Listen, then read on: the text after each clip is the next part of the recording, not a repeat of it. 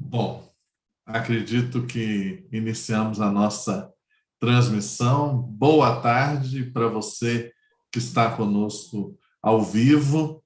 Bom dia, boa noite ou boa madrugada, dependendo do horário que você vai poder assistir, participar desse encontro com a gente.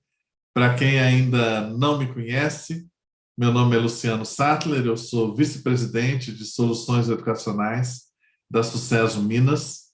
E, inicialmente, gostaria de agradecer a todos os participantes que estão prestigiando a nossa live, especialmente os nossos patrocinadores, dos quais nós dependemos para essa realização. Nós temos o apoio institucional do Google e da QI Network, do Grupo Partners, da Mediaria.com e temos o apoio promocional da NS Screen. E hoje eu tenho a honra de contar aqui como palestrante da professora Lilian Regina Neves Barbosa. A professora Lilian, ela é CEO, diretora executiva da Uilito, uma EdTech, plataforma de gestão de currículos e aprendizagens. Ela tem mestrado em administração estratégica, é organizadora de programas de formação socioemocional, ética e projeto de vida, o programa Beni, é editora da revista do Professor em Gestão e Educação, palestrante e consultora no ecossistema educacional. E hoje a professora Lilian vai nos honrar com uma palestra e um debate com o tema Currículos para o século XXI e a gestão da aprendizagem. O nosso objetivo aqui é dialogar sobre as expectativas de formação proporcionada pela educação com o conjunto de competências para o século XXI e a tecnologia de gestão no processo. Professora Lilian, muito obrigado por ter aceito o nosso convite. Quero dizer também aqui de público que a professora Lilian se tornou diretora da nossa VP na Sucesso Minas, então ela hoje também é diretora na Sucesso Minas, o que é muito importante, nós termos gente que domina tão bem a área da pedagogia, da educação, e estar aqui dialogando sobre tecnologia, e nós sabemos do potencial que isso tem para transformar a área de educação. Então, boa tarde, professora Lilian. Olá, professor, agradeço o convite, uma honra estar aqui com vocês. E realmente é um diálogo aberto, então vamos ter perguntas e já até convido a quem estiver acompanhando a se elaborar aí nas suas inquirições. Mas o tema é muito mais exploratório, sabe, professor, do que propriamente uma resposta a uma demanda específica. Seria um convite para nós pensarmos mesmo sobre essa gestão de aprendizagens por aí. Que ótimo, o nosso tema é super atual, você que está com a gente, você pode participar por meio do chat aí do YouTube, deixar suas perguntas, suas observações, mande o link dessa transmissão para outras pessoas que possam vir participar daqui a pouquinho com a gente. Nós temos uma apresentação com a professora Línia e, ao final, nós temos um quiz que queremos que vocês respondam e também a avaliação do evento. Então, vamos ter um momento mais dialogado também ao final, tá? Então, tudo isso em 1 hora, então não saia daí, não perca nada, aproveite, tá bom?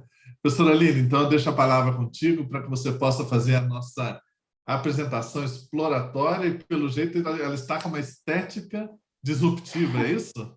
Ah, foi isso mesmo, uma tentativa aqui de nós nos projetarmos a um espaço, porque essas dimensões modificaram, né, as assimetrias aí de espaço e tempo, então acho que o convite era um pouco nesse sentido.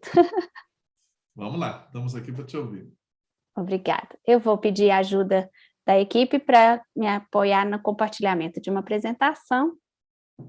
Esse é um encontro da Sucesso que privilegia essa troca de conhecimentos, né? Então, Sucesso Saber é uma expertise já no próprio nome, porque quando falamos a palavra saber, ela é muito mais abrangente do que a palavra conhecimento, ela incorpora também os saberes populares, as sabedorias dos antigos. Então, saber é já de início aqui, já fazendo um feedback específico ao nome do evento, é uma palavra que inclui a todos, né? Não é um segmento de um conhecimento como o científico, por exemplo, mas ele é abrangente, então essa é a ideia, de nos reconhecermos a todos aqui como iguais numa mesa redonda. Bem, vocês estão vendo que o cenário é meio até distópico, né, assim, no sentido dos planetas e suas cores. É um convite estar aqui a recebendo essa proposta de diálogo.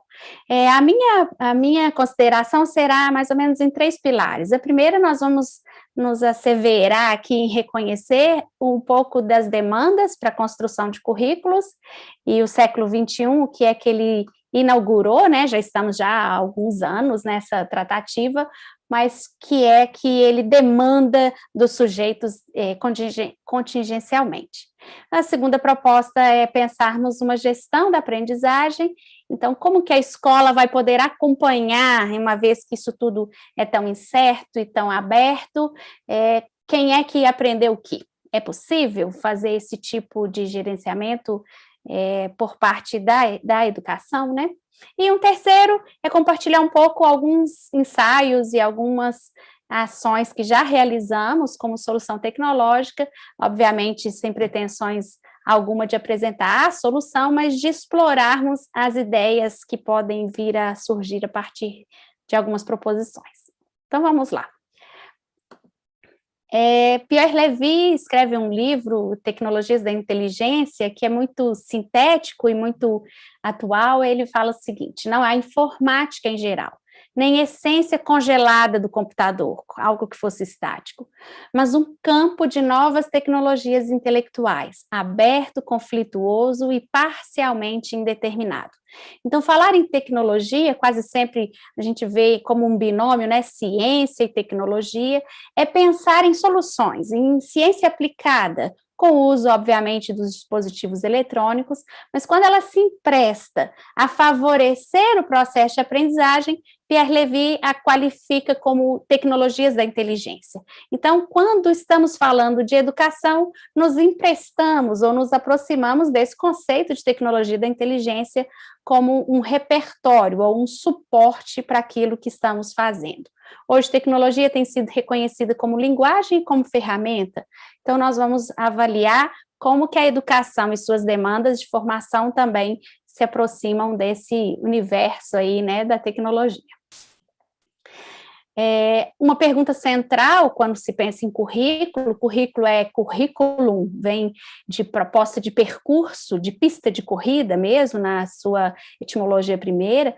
Então, perguntar que tipo de currículo é esse, tanto subscrever-se no o que é que precisa o indivíduo aprender e que sociedade é essa que queremos constituir, que futuro é esse, mas muito mais que ser humano é esse, né? Um currículo, ele contribui na formação, ele condiciona experiências.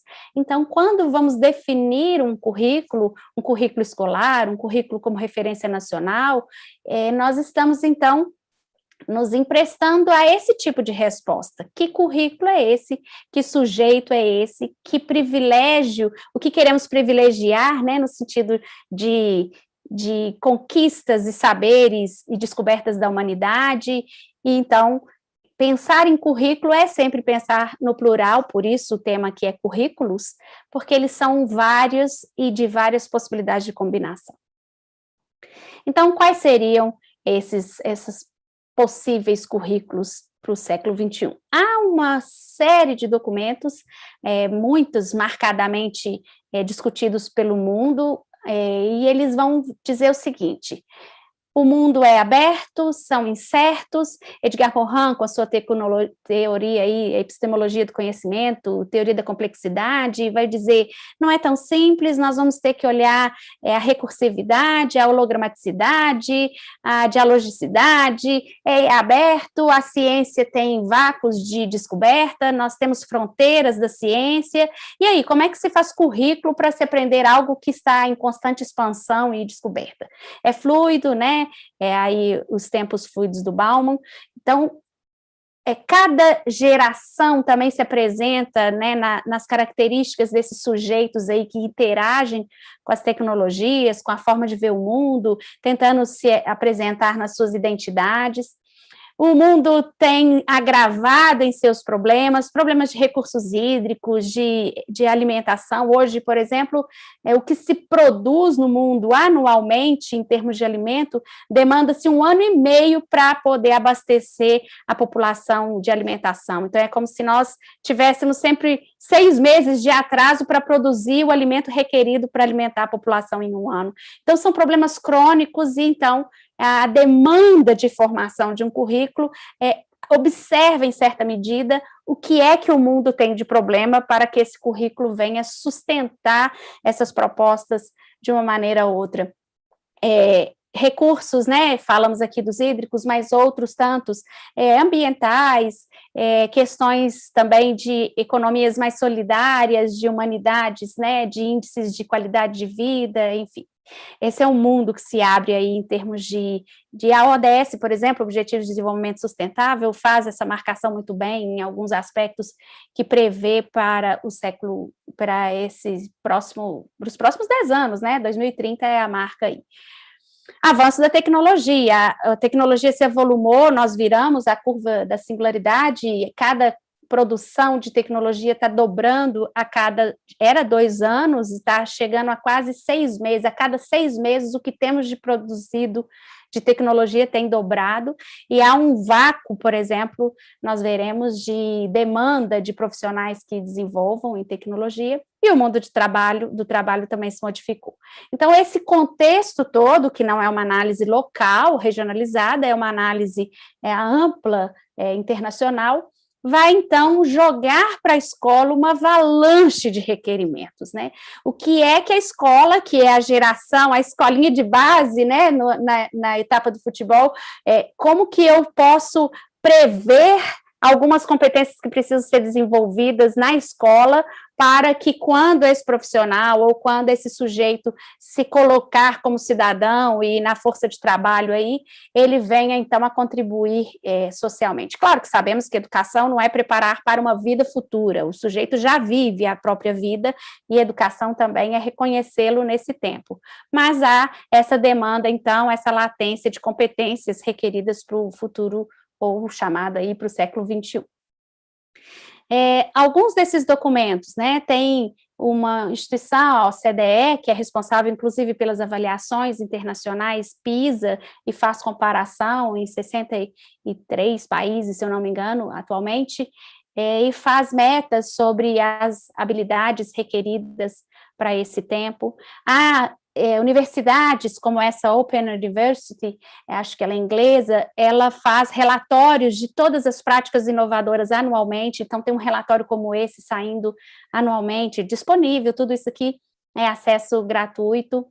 Temos publicações do Banco Mundial sobre as mudanças do mundo do trabalho e da produção, né, de riqueza. Também pela OCDE, temos indicadores anualmente divulgados. Infelizmente, o Brasil não tem se atentado ao fornecer esses dados com regularidade a um organismo internacional como esse, mas ele traz indicadores que conseguem evidenciar a nossa discrepância, as nossas desigualdades, o tempo de permanência da criança na escola, quantas horas por dia, quanto de aprendizagem se produz, se consegue avaliar além do tempo daquela criança na escola. Então, é uma riqueza de dados e de análises estatísticas que merece atenção. Temos essa análise recém-publicada pela CIA americana sobre a inteligência, né, do mundo e como que globalmente está sendo afetado a pós-pandemia, né, qual que é a análise que eles fizeram. Temos outros tantos, eu trouxe só alguns aqui amostralmente. Tem publicações relacionadas à ONU, Unesco, que estão formando, orientando, como é que você contribui para uma sociedade mais justa, e fazem sugestões até de atividades com os jovens em comunidades de risco. Então, é um outro documento muito rico. Observem que os documentos têm vindo com a marcação, né, de data também, com essa regularidade. 2030 tem sido um marco bem representativo para toda essa discussão. Tem um que eu gosto, até em virtude do trabalho que eu desenvolvo de formação ética, socioemocional e projeto de vida, que é esse relatório de o quanto as competências socioemocionais conseguem contribuir, inclusive, para o progresso social, desenvolvimento local, a importância da ambiência de aprendizagens, família, escola, sociedade, se assumindo aí nesse compromisso. Então, o que eu pensei em trazer aqui é um pupurri de referências. Nós não vamos, obviamente, abri-las todas, o tempo aqui é um tempo pré-definido, mas há referências, é importante que nos mantenhamos atentos e atualizados. Essas podem até nem ser as últimas e mais recentes, mas para mim são as mais representativas nessa discussão que vamos ter por aqui. Há um livro também, foi até traduzido agora por um instituto brasileiro, que trabalha essa estruturação, né, do currículo, e é até prefaciada aí pela própria OCDE, e essa é uma discussão muito qualificada também. A ideia aqui é que as mudanças, se você for analisar, elas são de rupturas tecnológicas. Então, quando você supera uma tecnologia, como essa aqui da vela, quando você supera um tipo de tecnologia por outro, praticamente você abandona uma tecnologia anterior. Então, é como se fosse um efeito que os economistas e antropólogos vão chamar de efeito catraca, como aquela catraca dos alpinistas, que uma vez que você aperta, ela só tem um direcionamento para correr a corda, né? Então, você vai nesse crescente. Edgar Morin chamaria, por exemplo, de recursividade, em que o ponto produz efeito para o próximo, mas então é esse ciclo que estamos vivendo aí de disrupções. E temos um mundo de possibilidades. Então, para além das demandas e necessidades e carências, nós estamos também diante de nós um mundo de possibilidades de emprestar recursos, empenhos, projetos, tecnologias, soluções para tudo isso, integrando esse mundo que ficou global e muito próximo de todos nós, né? O que, então, especificamente, eu extrairia de relatórios como esses e de um cenário analisado dessa maneira? A primeira contingência diz respeito àquela situação, o que é que aquela situação exige que se posicione acerca das decisões ou das escolhas. Então, tem algumas contingências. A primeira delas é que a escola urgentemente responda a uma demanda de letramento digital. O mundo não tem hoje desenvolvedores suficientes, até um relatório dos profissionais digitais, né? São vários os tipos, vários os cargos, e a escola teria que se posicionar aproximando esse letramento, que começa muito mais com uma lógica matemática, que também auxiliaria até numa escrita de um texto bem coeso e coerente. Então, não é só para operar a máquina, mas para pensar o mundo com um encadeamento de causa e efeito e de aberturas de processamentos. Uma outra contingência é que sejam capazes de resolver problemas. É por isso que recebemos tantos insights de possíveis metodologias, ao que chamamos de ativas. Eu prefiro o termo interativas, porque não é um fazer desesperado, né? Não é um fazer pelo fazer, é um fazer que nasce num contexto aplicado, mas ele puxa para um descontexto. O saber descontextualizado é o saber conceitual para Vygotsky. Então, ele tem que dialogar com uma teoria que estrutura aquela resposta do contexto para então ela ser recontextualizada ou aplicada às soluções. Então, não é simplesmente um fazer como se fosse uma expectativa de resposta ao mercado do fazer e do produzir, mas esse sujeito que consegue pensar fazendo, muito mais próximo da praxis, que é a reflexão e a ação refletida. Então, é necessário Eu acho que, aí já é especulação agora, professor, que temos um financiador de post-it nessas metodologias, viu? Porque acho que post-it é até o nome da marca, né? Desses adesivos de bloquinhos coloridos, porque parece-me que essa passou a ser a forma de se resolver problema. Obviamente, esse é um método, como o design thinking e outros todos, mas a necessidade está na pessoa reconhecer-se parte dessa vida que não está só para a aprendizagem, mas já age enquanto aprende. Outra contingência é a noção de competências complementares e a importância do trabalho em equipe. Qualquer um de nós trabalhamos em equipe e sabemos que não conseguiremos, e nem pretensiosamente devemos buscar esse lugar, responder adequadamente a todas as situações. Antes é necessário que consigamos minimamente nos relacionarmos, né? Aí tem um caráter de relacionamento, mas também de abertura. Edgar Morin, já que eu citei, ele vai dizer que ele tem um espírito de vale, ele reúne águas que por vezes parecem controversas, mas é nessa união de vale como um fundo de uma montanha, né, que acolhe as águas da chuva, venham ela por qual lado vierem, então ele analisa para se posicionar diante da complexidade, que complexidade também não é dificuldade, é tessitura, né? Então construir o novo é algo que se faz num trabalho em equipe. Outra contingência desse cidadão do futuro, né? Esse é o termo mesmo que tem sido usado nos documentos. De comunicação. Comunicação não no sentido de fazer muito uso das tecnologias de comunicação, mas no sentido de comunicabilidade, de assertividade, de conseguir argumentar adequadamente, expressar-se com clareza e respeito, conseguir sim, também escrever, produzir textos, mas para esse tipo de comunicação há uma camada tanto de conhecimento técnico, de aprendizagem, mas também de desenvolvimento emocional. Um dos fatores preponderantes da psicologia no estudo da personalidade humana, chamado de Big Five, por exemplo, que elege 5 fatores, um desses é a capacidade de extroversão, de comunicar-se adequadamente. Então, tem pessoas que nasceram falantes, outras aprenderam porque o ambiente que vivem é um ambiente de fala.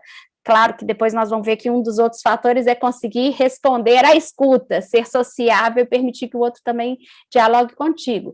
Mas essa é uma habilidade que precisa ser desenvolvida e deve ser vista com afinco aí como um desafio da escola, não só como uma competência da língua portuguesa, mas como um sociocomunicação que todas as áreas do conhecimento dialoguem com esse compromisso. Outra contingência, intercultura. Então, reconhecer nas ciências humanas, há um termo que eu gosto muito de ter me aproximado dele, que é alteridade. Alter é outro, né? Então, quando você se exerce a identidade, alteridade. Então, eu me reconheço, mas eu também reconheço o outro com a mesma intensidade, com o mesmo respeito, e todos nós juntos, reunidos, viveríamos essa diversidade. Então, a identidade, alteridade e diversidade. Intercultura é isso, é você participar, você respeitar, e também você inquirir no sentido de perguntar a razão de, né? A etnografia, por exemplo, é um estudo dessa antropologia que chega e pergunta por que assim, e vai fazendo essa costura ou essa fotografia social para entender a razão e a cultura local. Isso é uma habilidade necessária. Regulação socioemocional. Observe que não é só competências socioemocionais, no sentido de identificar as suas emoções, o que é que você pensa, como você sente, mas também de você se controlar os seus impulsos, saber endereçar essa postura mais generosa, mais solidária, mais compassiva, com menos alteração brusca de humor, com menos mergulhos em tristezas tão profundas que pode vir a ser até causa de adoecimentos severos no nosso meio. Então, essa é uma competência requerida aí, que é a regulação socioemocional. Emocional, eu comigo mesmo, sócio, eu com o outro, né, no sentido relacional. Outra contingência é essa noção de autoconhecimento, de formação da identidade e também de se ver parte dessa sociedade. Essa foto ilustra um rosto que também reflete a sociedade que ele vive, né? Então, essa ambiência de vivência, ele tanto interfere no sujeito, quanto o sujeito interfere, é o que Rose vai dizer sobre essa dobra aí de Deleuze também. Então, você tanto é permeado pelo ambiente na sua condição humana, quanto você também imprime a esse espaço a sua ação no mundo, né? A sua presença. E outro documento internacional que ficou bem representativo para essa discussão, a gente não poderia deixar de passar por ele, foi uma consulta que a própria Unesco fez em 1999, já na virada do século, perguntaram ao centenário filósofo Edgar Morin, o que é que a escola, que a educação, na verdade, não poderia deixar de prestar atenção para se posicionar como saberes ao futuro. E ele escreve um documento e, curiosamente, ele dispara esse documento para várias universidades, vários locais do mundo, submetendo esse saber que ele elaborou à percepção dessas outras pessoas. Aqui no Brasil veio, acho que para a Universidade do Rio Grande do Norte, e nós tivemos a oportunidade de interagir com a prévia da elaboração desse documento, todos devolveram para ele. Isso está bem na introdução do material, e então ele escreve isso que virá a ser observado pela própria Unesco para a construção aí das matrizes, e hoje também nossa publicação de um currículo base, como veremos, prestou atenção nesses pressupostos. Rapidamente, o primeiro é que as cegueiras do conhecimento é como se você não pudesse se iludir de que sabe algo e de que aquilo é verdade. Isso está dependendo do seu sistema perceptivo, das condições de descoberta da ciência, o quanto nós já chegamos, né? Porque a ciência tem fronteiras, tem lacunas. Então, sempre se questione acerca daquilo que pressupostamente você diz saber.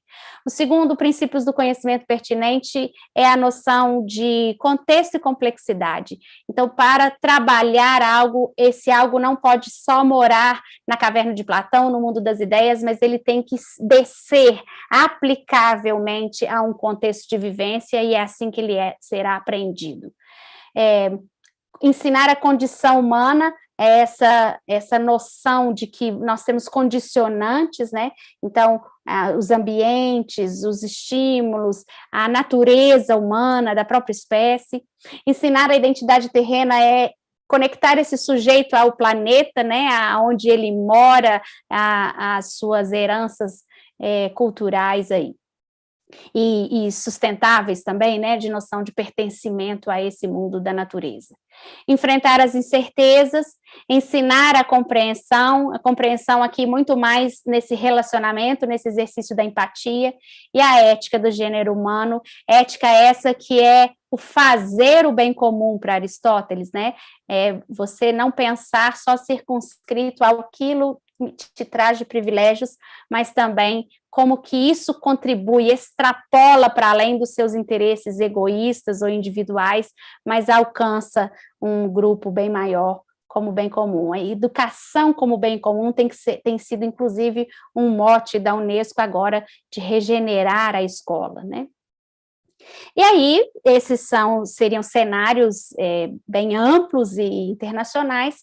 Nós, então, temos os documentos nacionais se posicionando com isso também. A BNCC, para a educação básica, passa a ser um regulador bem próximo, uma norma bem próxima a um checklist de competências e habilidades ou direitos de aprendizagem dos sujeitos.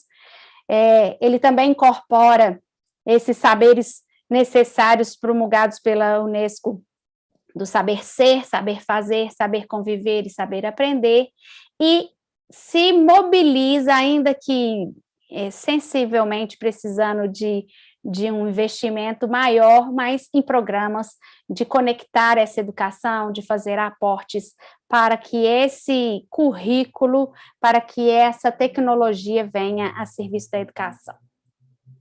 São diversas, e aí o slide me ajudou a entendermos a diversidade aí das condições dos planetas e das cores e temperaturas e formação de gases, seria mais ou menos isso, são diversos os currículos, sim, ele está no plural, os sujeitos e suas identidades, suas características, as experiências de aprendizagem que podem ser promovidas, os contextos de vivências também são distintos, por isso as experiências serão distintas, os recursos aportados num processo, ele é condicionante, Pierre Levy vai falar isso, que tecnologia condiciona condições de aprendizagem, os ambientes, né, as ambiências, a preparação, as culturas, e também as pessoas que estão no processo de mediação. Mediadores aqui é tanto a linguagem que faz mediação, quanto as pessoas, os educadores, são mediadores desse processo. E eu gosto muito, sabe, professor Luciano,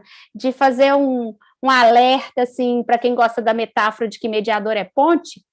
Ponte normalmente tem que ficar no meio eternamente entre as duas pontas, né?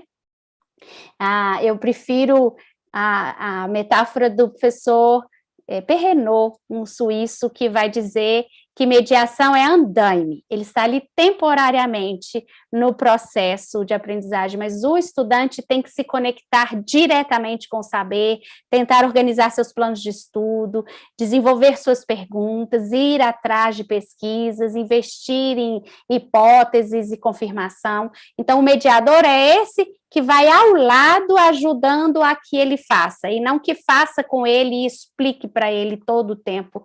Bem, pelo menos na fase adulta eu não tenho mais professor me explicando o que eu tenho que fazer, a gente pode passar um aperto se essa for a metáfora que se empreste aí à mediação. Segundo, agora você foi mais extensa, nós já estamos caminhando aí para descer uma serra de pensarmos agora em proposições de tudo isso que falamos, como então que seria possível a escola apoiar, acompanhar. Hoje, muitas vezes, veja se a sua instituição ou se a escola que você estudou, ela estaria mais ou menos assim. O professor elabora uma disciplina, uma proposta de trabalho, pode até participar os estudantes na conformação ali daquelas condições de aprendizagem. Você, então, se dirige como estudante a fazer tudo aquilo que está proposto, ele observa se você adequadamente apresenta evidências dessa aprendizagem, seja por meio de provas ou outros instrumentos ali de verificação, e depois você vai cumprindo um currículo, mas quem está garantindo qual é o currículo que você está cumprindo é o próprio professor nessa organização. Mas imagine você que, à medida que você foi cumprindo, o currículo objetivo é o documento que está lá escrito, né? O que é do primeira série, segunda série, se for seriado, ou se for multianual, como a educação infantil veio na BNCC, o que está posto para os 3 primeiros anos, 2 segundos e os 2 seguintes. Então, esse é o currículo que é documental. Mas o currículo que se aprendeu, a corrida que esse corredor fez, esse é outro currículo, é chamado de currículo subjetivo. Então, se nós observarmos os sujeitos, cada um tem um currículo.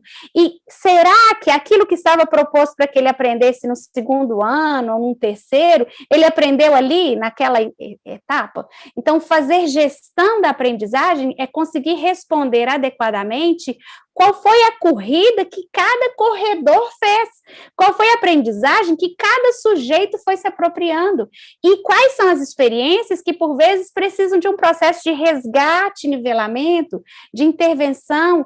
Para isso, o currículo precisa ser reconhecido no seu fluxo de aprendizagem para eu conseguir navegar, eventualmente, para processos de resgate. Então, fazer gestão da aprendizagem é fazer acompanhamento dos corredores, e não só do cumprimento de um currículo objetivamente previsto. Até porque a discussão na universidade é: o currículo é aquilo que eu escrevi, está previsto, ou o currículo é eternamente aberto, porque cada hora também estaremos necessitados de aprender outras coisas e ele vai se aperfeiçoando. Então, tem essa noção aí de currículo previsto, né, base, e currículo aberto. O que vai ser necessário para nós conseguirmos entender gestão da aprendizagem? Nós vamos ter que, parecem dilemas, mas são perguntas que a gente vai ter que pensar Então, vamos ficar aqui só como provocações. Será que tudo que se faz na instituição está previsto no currículo? E será que tudo que está previsto no currículo é oportunizado pela instituição nas suas experiências de aprendizagem? Será que a avaliação por evidências é mesmo possível? Será que a gente tem que responder ao que soube o estudante, mas essa já é uma discussão lá de meados da década de 60, se tudo é possível ser evidenciado por comportamentos? Se a hipótese de resposta for não, como era aquele tempo, qual então outra evidência de que aquele estudante passou por aquela contribuição de formação de competências? A cognição, hoje, os últimos estudos é de que ela é incorporada, ela depende daquele corpo. Será que nós aportarmos inteligência de máquina ou artificial, ela vai conseguir reproduzir insights necessários a contribuir para aquela aprendizagem daquele corpo? Então, temos aí já limitações, se a gente for ver, sabe, professor, leituras sobre as ciências cognitivas, isso já vai receber as seguintes respostas: é instável, é aberto, é incerto, é imprevisível, mas o quanto, então, podemos minimamente ambientá-lo, apoiá-lo? Então, são perguntas boas aí para a gente pensar esse texto.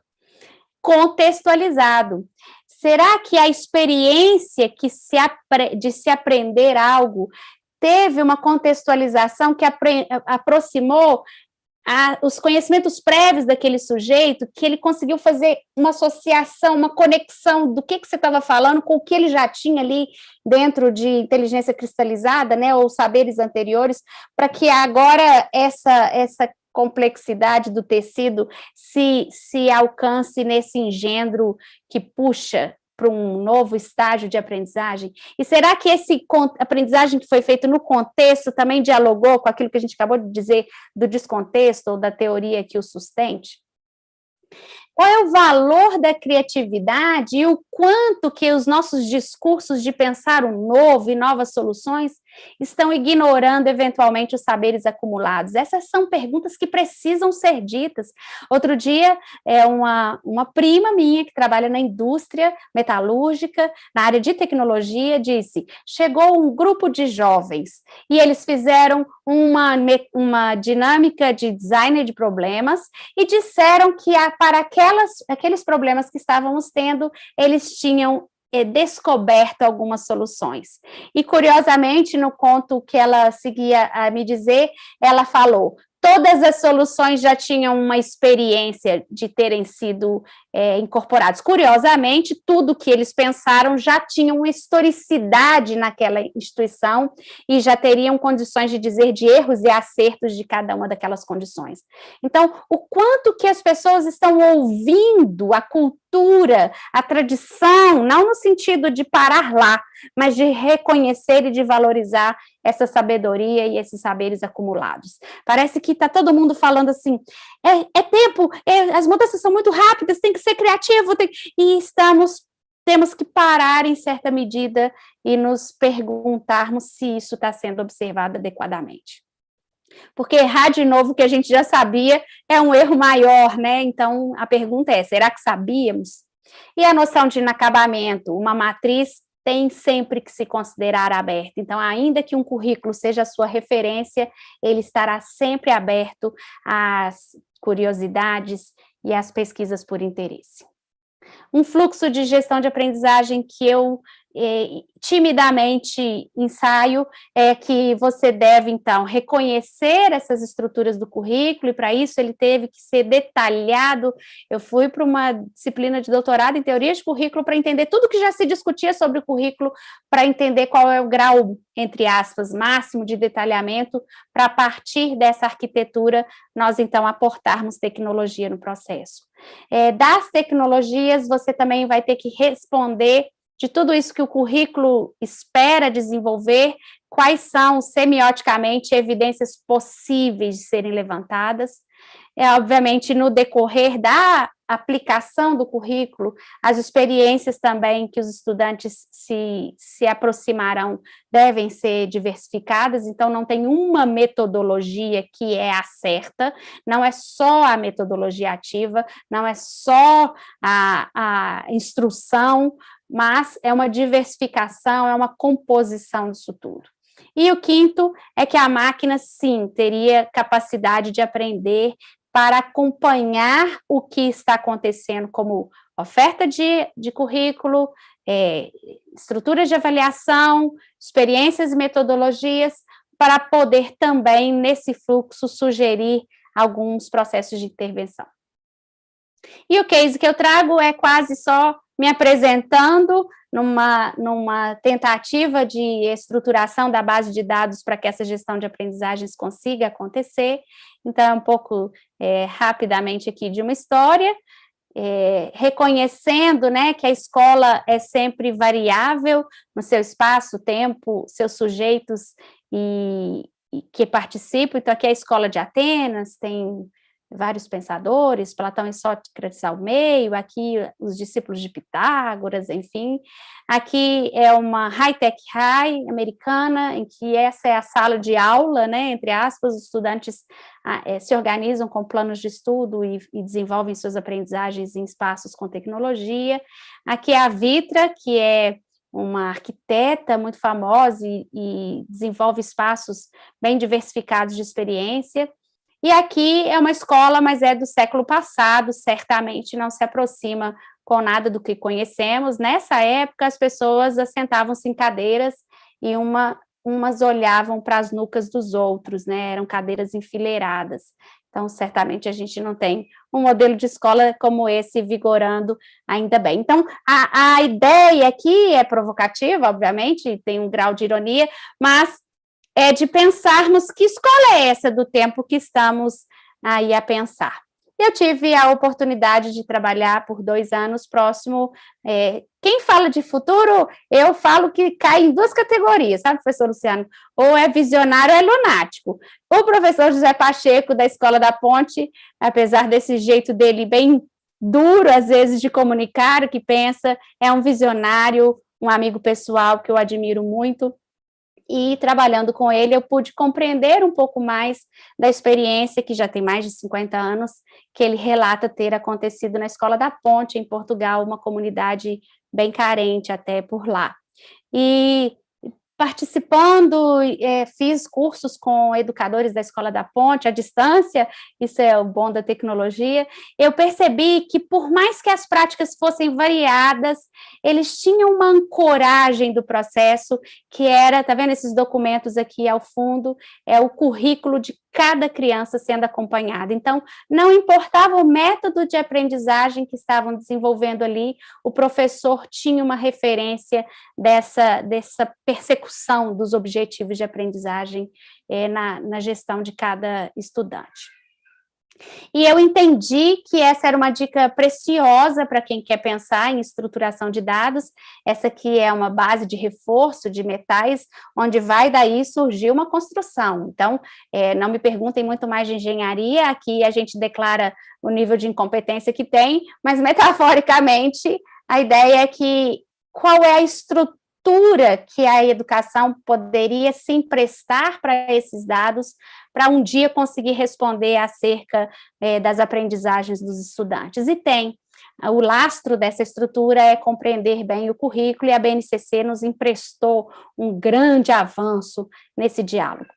Então, no conceito de tecnologia da inteligência, eu faço uma sociedade.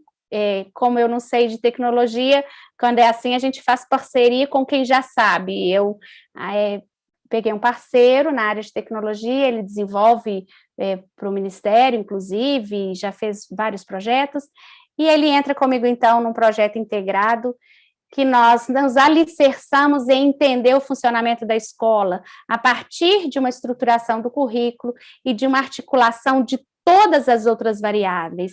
Então, repositórios de curadoria de conteúdos vinculados a um currículo, avaliações que respondam às aprendizagens previstas pelo currículo, as metodologias das mais diversas que ao menos se enderecem a declarar a sua intencionalidade formativa a partir do currículo, projetos, planejamento, gestão, dashboards de estruturas propostas.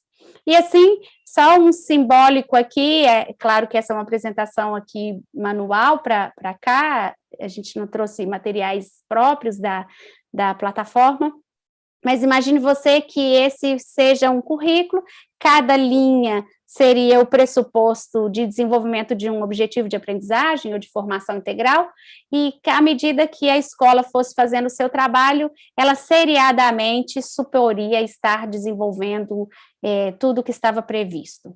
Agora, se nós nos organizássemos de uma outra maneira, através de projetos que vinculem áreas do conhecimento, saberes, habilidades, como seria a conformação de uma gestão de aprendizagem que não é tão seriada e tão desconexa entre as disciplinas ou componentes curriculares? O texto nos traz essa atualização de terminologia.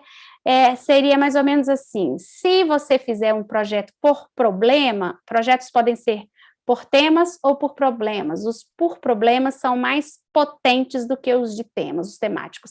Então, a pergunta aqui é: energia se produz? E você vincula quais os objetivos ou quais as habilidades estariam articuladas a um problema central como esse, e o cumprimento do mesmo currículo seria mais ou menos assim, que a partir de um tema integrador, ele possa articular com mais significado um cumprimento curricular assimétrico. Para um educador, é quase inviável de se fazer gestão de aprendizagens sem aporte de ferramental de tecnologia.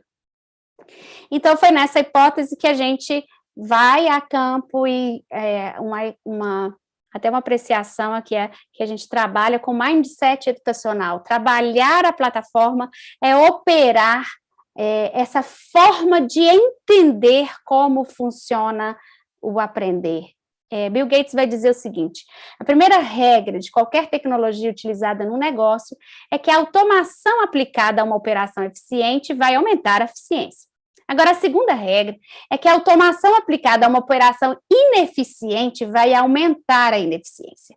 Então, será que esse tanto de solução tecnológica que pipoca, como até sendo apreciado como movimento de iniciação aí de tantas EDTechs, mas será que a resposta que eles estão trazendo para o uso da tecnologia a favor da educação está fortalecendo um paradigma de aprendizagem antigo ou projetando a um paradigma do futuro? Fica só como pergunta. E aí, a base de dados, é claro que essa tela era verde, eu pus rosa só para poder combinar com a apresentação, coisa aqui, né, de estética, mas lembra a nossa matriz, o volume de dados é tamanho, mas nós não podemos nos esquecer que ainda que o Harari diga de análise de dados como estruturante aí dos pensamentos, nós estamos tratando com pessoas. Cada um daqueles dados reflete uma história de vida, um sujeito que sente, pensa, interage e que pode vir a questionar até os nossos estudos intuitivos de análise de dados por aí. Terminando aí com o Edgar Morin de volta. O pensamento recursivo, esse em anel, em espiral, é como um movimento de turbilhão, em que cada instância produz outra. Na expectativa de trazer isso ao final, dizendo que esse é só um movimento que nós fizemos, mas esse turbilhão tem que girar e a direção desse giro deve buscar ser a favor da educação que tanto queremos ao futuro. Uma educação de futuro com a inteligência artificial a favor dessa educação que queremos. Bem, era muito mais uma provocação e uma exploração, como eu disse, professor, não vim trazendo muitas respostas por aqui, não. Eu deixo os contatos e vai ser muito bom dialogar com vocês por aí. Obrigada. Obrigado, professora Lília. Quando a gente vê uma apresentação como essa, eu não sei se a gente se arrepende, porque eu creio que aumenta a nossa crise, né? Crise no sentido Piorei, professor? Ou melhorou, mas no sentido assim, nós estamos em um momento de mutação, né, de transformação, de mudança de Sim. paradigma. Isso está claro, acelerado agora pela pandemia, em meio a toda a tragicidade que nós estamos cercados de morte, desemprego e economia e tudo mais, né? Mas em meio a isso, o que você traz aqui para nós, primeiro, nos desafia, porque nós percebemos a profundidade, a abrangência da sua leitura, dos seus estudos, né? Você conseguiu fazer uma transposição do que você sabe e da sua experiência para um espaço de empreendedorismo tecnológico, que também é uma coisa rara no Brasil, de quem vem realmente do campo da educação. É muito mais fácil ver gente vindo de outros campos se arriscar na educação do que a trajetória contrária, né? E quando você faz essas provocações que estão aqui no texto, porque é de uma riqueza, na apresentação, é de uma riqueza muito grande. Vou pedir ao Theo para tirar a apresentação, para a nossa imagem aqui ficar maior, e também, antes de nós avançarmos na conversa, Theo, você pode mostrar aqui, nós temos 3 perguntas que nós queremos que vocês nos ajudem a responder o nosso quiz, que vocês possam responder essas perguntas ainda aqui durante a nossa conversa, tá? Então, você pode, por meio desse QR Code, ir lá no formulário que nós disponibilizamos e responder essas perguntas. A primeira pergunta é: pensando um currículo para o século XXI, qual desses tópicos você acredita ser mais importante? Você vai encontrar as opções lá. A segunda pergunta é sobre gestão de aprendizagens. O quanto a tecnologia pode vir a ser necessária? E a terceira pergunta: você acredita que a inteligência artificial pode contribuir com a educação? Você vai poder escolher lá a sua opção. Então, seja pelo QR Code ou no chat do YouTube, você clica lá no forms que nós deixamos e responda isso aí para nós, né? E aí, professora Aline, eu achei muito interessante quando você traz o Pierre Levy, né, da tecnologia como linguagem, além de tecnologia como ferramenta, e você fala a diferença do currículo experienciado, né, em relação ao currículo formal. Agora, pensando tecnologia como linguagem, muda a forma que as pessoas aprendem dentro dessa nova linguagem da tecnologia. Hoje, ao nós olharmos um adolescente ou uma criança, eles aprendem de uma forma diferente de quem nasceu no século XX. Qual é a sua opinião a respeito? Sim, aprendem de maneira diferente, mas quando falamos de linguagem, é um reducionismo entendermos essa linguagem como um código, não é só um letramento digital que está inscrito aí nessa frase. Por quê? Não é uma língua portuguesa ou uma língua franca como o inglês foi escolhido pelo currículo brasileiro, e sim, ele é global, mas linguagem como mediadora de um processo de significado, né? Então, a tecnologia está emprestando significado, é aquela signo e significante, o que significa aquele símbolo e que emoção ele te provoca. Então, um emoticon é uma linguagem, é uma imagem, uma linguagem. A tecnologia passou a ser forma de comunicar entre as pessoas, ela não só como meio de condução, mas ela modulou a forma de trazer significado. Então, é nesse sentido. Fora isso, o que ela se empresta a fazer como uma cadeira? A cadeira serve para fazer alguma coisa, ela é ferramenta no sentido da função que ela exerce de suportar ou de sustentar alguém. Mas tecnologia, então, ela serve a resolver problemas e ela modulou o jeito de interpretarmos o mundo, nesse sentido. Aqui no nosso chat nós temos várias pessoas elogiando aqui a sua Gratidão. apresentação. Eu sei que você tem como é que fala? Um clube de fãs, né? Oh, Que te gente. seguem aí pelas lives. Mas eu queria destacar aqui algo que a Lilian Patrícia Santos está dizendo.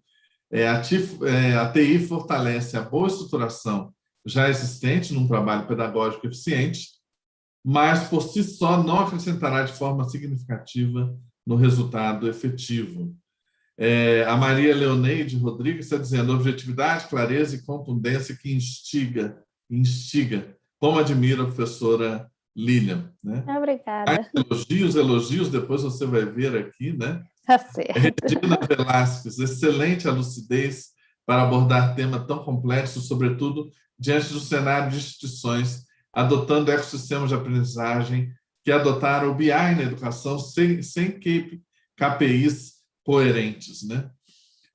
O Adenilson, a tecnologia que se espera no século XXI aplicada na educação está no desenvolvimento de competências socioemocionais dos indivíduos. Muito obrigado, gente, pela sua participação aqui no chat. Depois a professora Línia vai ver os elogios que são insuficientes perto do que ela está trazendo aqui para nós, né? Vocês são generosos.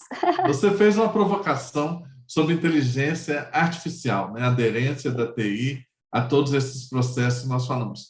Há algo que eu concordo com você, de que dentro da nova complexidade que a BNCC traz, e os itinerários formativos, o projeto de vida, o próprio quinto itinerário, agora a portaria do ressaber, né? Que é a possibilidade de nós reconhecermos saberes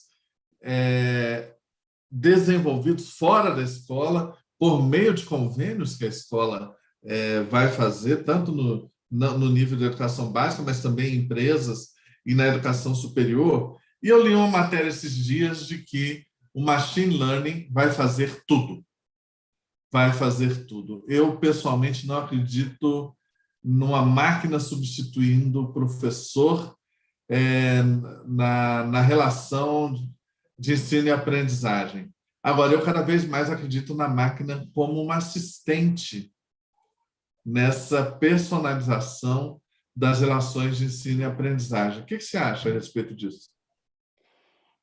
Eu entendo que a gente ainda toca muito pouco no que é aprendizagem de máquina para educação. Viremos, a minha hipótese é aprender muito mais do que será possível, ainda que haja vários ensaios aí, alguns utópicos, outros distópicos, mas temos ensaios, né? O que nós não podemos deixar é fazer gestão de toda essa riqueza de acontecimentos sem tecnologia. É um equívoco acreditarmos que vamos seguir sem isso. Não é só tecnologia mediando acesso e repertório de conhecimentos, não. É essa tecnologia mesmo com algoritmos que se aperfeiçoam nesses buscadores e nesses ensaios todos. Agora, o professor ou a pessoa na interação, se ela se desveste, sabe, professor Luciano, de alguns pesos, de algumas mochilas que ela tem levado, que são burocracias, que são pesos de um fazer árduo, que está hoje disputando a atenção dessa pessoa, do professor ou do educador, seja qual abordagem a gente teria aqui. Se a gente empresta para a tecnologia um pouquinho que está no encargo do educador, o educador vai estar na pessoalidade, na interação, no reconhecimento das percepções, dos insights, dos silêncios, porque o silêncio também comunica, e isso a máquina não vai fazer. Então, eu acredito que a máquina tenha muito a contribuir, mas não é substituindo o professor, não é disso que falamos. Excelente, isso aponta algo que é importante para a gestão, né? Olha aqui, alguns resultados do nosso quiz, né? Empatou! Empatou aqui entre currículo para o século XXI. Qual desses tópicos você acredita ser mais importante? Né? Aí, olha, atualizou aqui, olha. Criatividade que está ganhando, né? Criatividade, isso. Resolução de problemas, seguido por empatia e valores, né? Sim. Vamos ver como é que vai ficar lá depois no final. E a número 2? Sobre gestão de aprendizagem, quanto a tecnologia pode vir a ser necessária. Será imprescindível para 75%, ou muito importante para outros 19%. Acho que todo mundo está concordando com a gente que isso aí se torna fundamental, né, Lilian? Sim, E parece que sim. Essa aqui é provocadora, né? No mundo das incertezas foi quase um consenso. Quase um consenso. É. Você acredita que a inteligência artificial pode contribuir com a educação? Sim, com distintas possibilidades, é isso, né? Isso, de E, em contribuir. segundo lugar, sim, apoiando o estudo Adaptativo. adaptativo e correção de textos. Olha só, muito interessante essas respostas aqui. Você vê que as pessoas estão, assim, mais ou menos, como dizem os jovens, né? Mais ou menos na mesma vibe, né? É. E, sem dúvida, a pandemia nos nivelou em muitos aspectos de aproximação desse conceito tecnologia e educação, né? Bom, pode tirar, Théo. Nós pedimos que você também responda a nossa avaliação do evento, o link está aí no chat. Nós chegamos às 18h01. Se você prestou atenção no que a professora Lilian disse, como eu prestei atenção no que a professora Lilian disse, sua crise aumentou. Ah, Você professora, agora eu vou ter o encargo de uma terapia coletiva. eu vou ter que correr atrás de muita leitura aqui, muita atualização, porque realmente ela trouxe uma riqueza. Eu achei assim, e a estética da apresentação está à altura da riqueza do conteúdo que você nos trouxe. Eu acho muito importante destacar, entendeu? Obrigada. Mas eu queria te deixar para você falar uma palavra final, Lilian. Não se sinta culpada, não. O objetivo do Sucesso Saber é esse. Tá bom. Empurrar a gente para frente, tá? Bem, mais uma vez, sendo grata, dizendo que como eu já te admiro de tudo que você tem feito e ouvir as percepções que você traz, então foi uma riqueza de feedback que me instiga a prosseguir um pouco mais. Parece que temos um caminho longo aí pela frente, né? Os desafios são complexos. Realmente, quando eu preparo uma comunicação, professor, é sempre pensando se isso pode alcançar alguém na sua vivência, com seus desafios. Então, eu acho que é nos apoiarmos mutuamente. A palavra aqui é de encorajamento mútuo mesmo, de gratidão pelo espaço e de sempre serviço a um acréscimo, sabe? A Unesco fala saber ser, saber fazer, saber conviver e saber aprender. Mas eu empurraria o conviver um pouquinho para lá, que é também saber servir, porque aquele que se coloca disponível ao outro, ele se faz nesse exercício da alteridade aí com muito mais qualidade para o futuro que queremos, né? Acho que é isso. Eu já falei muito, acho que vocês já estão satisfeitos de provocações. Obrigada mais uma vez. Não estamos, nós vamos ter que ter outras oportunidades. Certo. Aqui ou em outros fóruns, Lilian, realmente é uma beleza. Olha, muito obrigado a você, professora Lilian, muito obrigado a você que está nos assistindo ao vivo. Mande esse link para alguém e obrigado a você que não está nos assistindo ao vivo, mas chegou até aqui conosco. A toda a equipe da Sucesso Minas, Ana Tereza, especialmente, Theo Carelli e a nossa Raquel, querida Raquel, nosso presidente Celso Chapinotti. A gente tem que fazer esse agradecimento por esse momento. Boa noite, seguimos juntos. Obrigado. Obrigada.